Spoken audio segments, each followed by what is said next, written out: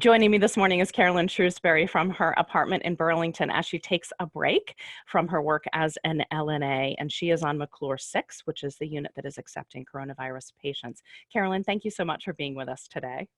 Thank you for having me. Good morning. Good morning. So let's talk about the work that you're doing. The reason that you're also an LNA and working in the hospital is because you are on a path to a career in medicine, and you just finished our Post-Bacc Premedical program last summer, and you've been working full time. So what is the day like when you're heading into your work in the hospital? What is the prep and what is the work that you're doing? So I'll start a little bit with what it looked like before the coronavirus came to Vermont. I started my job as an LNA in October of last year. And I went through the program at the hospital where they actually pay you for 4 weeks of training and you get your license. And then you're hired onto a unit, which I was hired onto McClure 6. And I've been working full time as an LNA, which basically just means assisting nurses with any sort of personal care that the patients may need, helping with ambulation, bathing, that sort of thing. And I love working one-on-one with the patients. It's the little things in their day that seem to make the biggest difference, you know, getting out of bed, getting into the shower. It's those things that make them feel sort of more human, less like they're stuck somewhere and more like they're staying somewhere. And then our first patient came on March 11th, I believe. And we knew for a couple weeks before that we were going to be the unit that was accepting coronavirus patients, and our management has been tirelessly working in meetings every day, all day, discussing any changes that may come. So they prepared us a good bit. And our first patient came from the ED. I was there the day that they actually came up. And now it almost feels normal on the floor.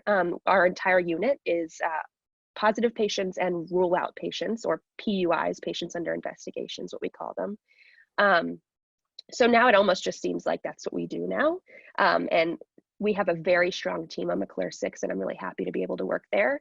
And I'm actually very happy to be able to work there during this time. I think it's fascinating and eye-opening. And I already had a large interest in epidemiology and public health. And so I sort of almost, in a way, am excited that I'm able to be exposed to this, however challenging it may be. So my role is a little bit different now. We're trying to limit the exposure of the amount of people that enter the rooms. So we're trying to limit to primary nurse only when possible. But you know, we have several patients who are total care, who are comfort measures only in the last stages of their lives. And those are times where I sort of step in and help out the nurses. And a lot of my job now just looks like sort of answering call bells and bringing nurses what they need in the room. But like I said, total care patients do need more than one person to help them. So I am still getting a lot of patient care experience, which is invaluable. And I think the hardest thing that is changed is how lonely the patients are. Because they are exposed to pretty much only that primary nurse as much as possible. And the nurse is in, you know, full gear, you can only see their eyes. And a lot of these patients are older and have comorbidities, sometimes dementia, Alzheimer's. And that makes it even harder because they're unable to understand why they are in this position. So that is probably the hardest part of my job right now. But it's also so rewarding when a patient comes back with a negative result and you're able just to enter the room and give them that result. So there are still little joys. How has this experience confirmed what you are trying to do in your path to become a doctor? Great question. It's exciting. And I every day am actually excited to go to work. And not that I wasn't before, but this has just reaffirmed that the ever-changing, you know, medicine's ever-changing. And there's always opportunity to learn, even if you are an MD and, you know, have really honed it on your trade for the past 30 years. You know, we see doctors that come to the floor and are asking us questions, you know, how do we handle this? How are we supposed to properly don and doff our, you know, PPE? What are these patients fears? What do they look like? So that's sort of exciting to me as well, because I love learning, and I love the opportunity of there always being something new to learn and to understand. So that's been exciting, and sort of not getting into your rut of just this is what I do. And then also, I've always been interested in epidemiology and public health, like I said earlier. And so this has been very interesting to see sort of how this has unfolded. And every day something changes, and listening to the explanation behind, the decisions that are put in place. It's been very interesting. How has your post-bac pre-medical training and school prepared you for this? Do you feel as though you have the tools necessary to step up to the front lines thanks to UVM's Post-Bacc Premedical program? I do, definitely.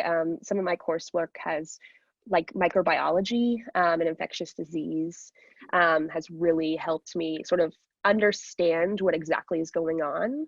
I mean, I think without it, it would seem much more terrifying. But understanding what's going on, and learning about what medicines people are taking to help it, and sort of being able to understand how exactly those might work. That's where organic chemistry comes into play.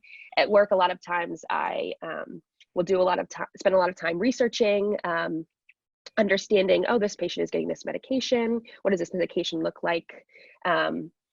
And how might this help? And asking a lot of questions. And that's another reason why I'm so thankful to be able to work at a teaching hospital, where everyone has been a student at some point, and everyone's eager to teach and help spread the information. Such a good point. Absolutely. And I know from talking with our post-bacs in the past, the connection and the opportunity to be at University Medical Center during their post-bac time is invaluable. You almost can't explain how much that really means on the path to medicine. So let's talk about that for a second. How did you end up here? I feel like our post-bac pre-medical students always have such unique paths to medicine. Walk us through your background. It is unique. I went to Virginia Tech. I'm actually from Virginia originally, and I studied crop and soil sciences. So I was very interested in agriculture and biofortification specifically. So I was interested in the human component of agriculture on a global scale. So that led me, my grandmother worked for the Peace Corps for 30 years, so she has several connections in Eastern Africa. And that led me to spend a couple summers in Kenya to study agriculture. And while I was there, I was staying at a safe house for young girls experiencing female genital mutilation and forced early marriage. So I had sort of like an interesting, fascinating cultural experience. And I went to a women's clinic one day, and I just was blown away.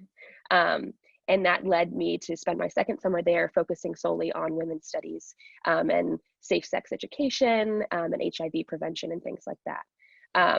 And then I finished up my senior year and finished up my degree in crop and soil sciences, and decided that I wanted to pursue medicine. And that led me to Vermont and the Post-Bacc program, and I'm so thankful. And it led you to McClure 6 in Yeah. the midst of a coronavirus pandemic. Right. What an amazing story. Oh my goodness, Carolyn, thank you so much for sharing this with us. We're so thankful for the work that you and everybody in healthcare are doing.